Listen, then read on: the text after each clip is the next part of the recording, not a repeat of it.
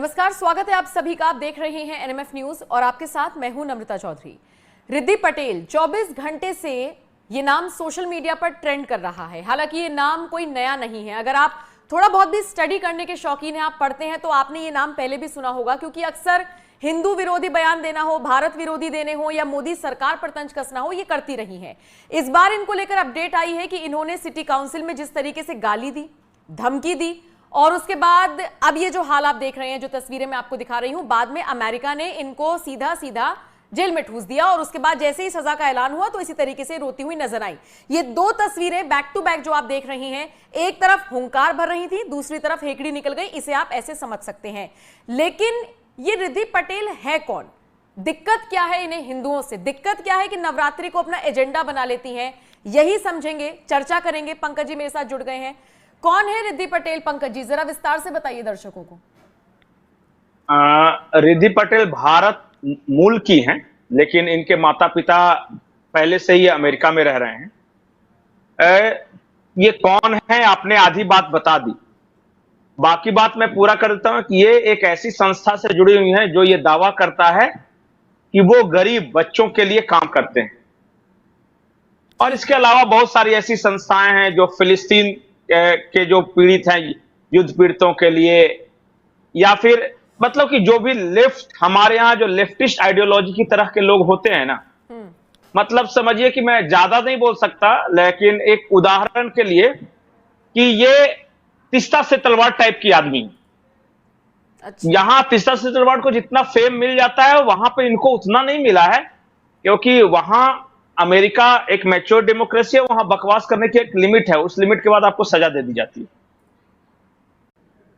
और ये अपने ही देश के समाज में अल्पसंख्यक लोग हैं, मैंने कुंठित, इनको किसी भी की भी सरकार आ जाए वहां इनको संतोष नहीं है। ये भारत के कम्युनिस्ट की तरह है। देखिए ना, ये कश्मीर पे पाकिस्तान का सपोर्ट कर देती है, ये हिंदुओं को गाली देती है, एक लाइन में भारत के प्रधानमंत्री को मां बहन की गालियां दे देती है, ये भारत को गालियां दे देती हैं, ये यहां तक कह देती है कि भारत में मुसलमानों के साथ बहुत अत्याचार हो रहा है। पता नहीं इसने कहां से आंकड़े लगाए थे कि 4000 लोगों का गला काट दिया गया। मतलब कोई लॉजिक नहीं, कोई रीजन नहीं। हम भारत में रहते हैं, हमें नहीं पता कि रोज सड़कों पे गला काटा जा रहा है। आपको पता है क्या? आपने दिल्ली में देखा कि आप जब घर जा रहे हैं तो मुसलमानों को बैठा के गला काटा जा रहा है? लेकिन इस तरह के नैरेटिव फैला रहे हैं भाई वो सब यूरोप में, अमेरिका में। वहां पे इस तरह के लोग ये कह रहे हैं कि यहां एक हिंदू फंडामेंटलिस्ट की सरकार आ रही है, डेमोक्रेसी खत्म हो रही है, और वहां मुसलमानों पर इस तरह का अत्याचार मचा हुआ है, और कहानियां सुनाते हैं जिसका कोई और छोर नहीं। एक कोई घटना कहीं से उठा लिया, उसके आसपास ये ताना बाना बुनना शुरू कर देते हैं, और कभी कभी तो ये खुद ही उस बात को बिलीव करने लग जाते हैं कि मैंने जो कहानी सुनाई वो सच्ची है। ये पागलपन का स्टेज है, अलग अलग स्टेज होता है। जरूरी नहीं कि हर पागल दीवार पे सर मार के फोड़े ही। कोई पागल इस तरह रिद्धि पटेल की तरह भी होते हैं। जहां जाके बताइए, जहां पे इनकी सुनवाई हो रही थी उन्हीं लोगों को कह दिया कि गला काट दूंगी। तो ठीक है, हर देश में है ऐसे लोग, ऐसा थोड़ी है कि भारत में भी है, पाकिस्तान में भी है, अमेरिका में भी है। मुझे इस लड़की की वीडियो देखकर और ये तस्वीरें देखकर लग रहा है कि पूरी तरीके से ब्रेन वॉश्ड है। ब्रेन वॉश नहीं, ये मुझे ऐसा लगता है ना कि जो भी मैंने इनके बारे में जो भी पढ़ा, ये लिखा कि या तो इनके फैमिली में कोई इशू होगा, क्योंकि वहां तलाक वगैरह केसेस, इन्होंने बहुत हिंसा देखी है बचपन में। उसके बाद ये चली आई, वो वोकिज्म मूवमेंट के शिकार हो गई। वहां लेफ्ट लिबरल टाइप का कुछ मूवमेंट होता है, और वो वहां बहुत सारे इस मेंबर के बहुत गांजा वांजा सब पीते हैं, बोलते हैं मेरी आजादी, मेरी मर्जी, मैं कपड़े उतारूं, कपड़े पहनूं, गांजा पीऊं, शराब पीऊं, मतलब कि सारे विकारों कहते हैं कि मेरी मर्जी से जिंदगी जीने का अधिकार है। भाई अपने तरीके से जिंदगी जीने का अधिकार है, लेकिन तब तक जब तक दूसरों को परेशानी ना हो। ठीक है, आप अपने तरीके से जिंदगी जीजिए, लेकिन आपकी वजह से सबको परेशानी नहीं चाहिए।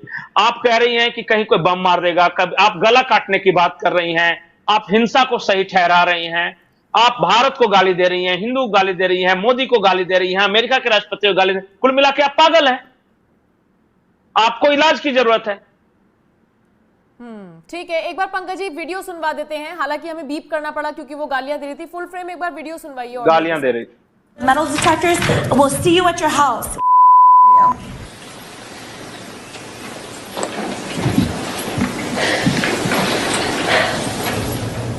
A deputy public defender entered not guilty pleas on Patel's behalf to 8 counts of threatening a public official and 10 counts of making terroristic threats. She's due back in court later this month. Want to criminalize us with metal detectors? We'll see you at your house. 16 मामले इन पर लगाए गए हैं और 16 अप्रैल को ये court में पेशी होगी, 24 और 25 अप्रैल को भी पेशी होनी है। आपकी आवाज आ रही है? पंकज जी आवाज आ रही है? लगता है कनेक्शन टूट गया। रिद्धि पटेल के बारे में आपने जाना, किस तरीके से कंट्रोवर्सी में घिरी हैं, क्या कुछ उनका बैकग्राउंड रहा है। अब यूएस ने तो जेल में ठूस दिया है, लेकिन ये उन लोगों के लिए भी एक मिसाल बननी चाहिए जो मुंह में आया वो बोल देते हैं सोचने से पहले। पंकज जी नहीं, मैं एक बात नम्रता, और जो भी इस देश के लोग इस वीडियो को देख रहे हैं उनसे एक अपील है कि आपके यहां भी छोटे छोटे बच्चे होंगे, बच्चियां होंगी, मोबाइल से उनको जिंदगी को गाइड मत होने दीजिए। अकेलापन, मोबाइल, ये 2 चीज ऐसी है ना जो इस तरह की महिला को पैदा कर देती है। फिर रिद्धि पटेल टाइप की इसने एक फैंटेसी बना लिया है कि दुनिया ऐसी है, सारे लोग गंदे हैं, अमेरिका गंदा है, हिंदू गंदे हैं, मोदी गंदे हैं, ये खुद में ही जी रही है। ये इस हद तक ब्रेन वॉश है कि ये तो अच्छा हुआ कि अमेरिका में पैदा हो गई, अगर ये अफगानिस्तान या पाकिस्तान जैसे देश में रहती तो अब तक जिहादी बन चुकी होती है। इसने जिस तरह के वीडियोस देखे हैं, जिस तरह की बातें इसने सुन रखी है अपने जो पीयर ग्रुप से, इन्हें लगता है कि दुनिया कहीं कुछ अच्छा हो ही नहीं रहा है, चारों तरफ से जुल्म और सितम हो रहा है लोगों पे। तो रिद्धि पटेल के बारे में विस्तार से आपने जाना, एक अपील पंकज जी ने भी की, उसी को मुझे दोहराने की जरूरत नहीं है, लेकिन आपको समझने की उसको जरूरत है। बताइए ये चर्चा आपको कैसी लगी, कमेंट सेक्शन में जरूर बताइएगा। नमस्कार।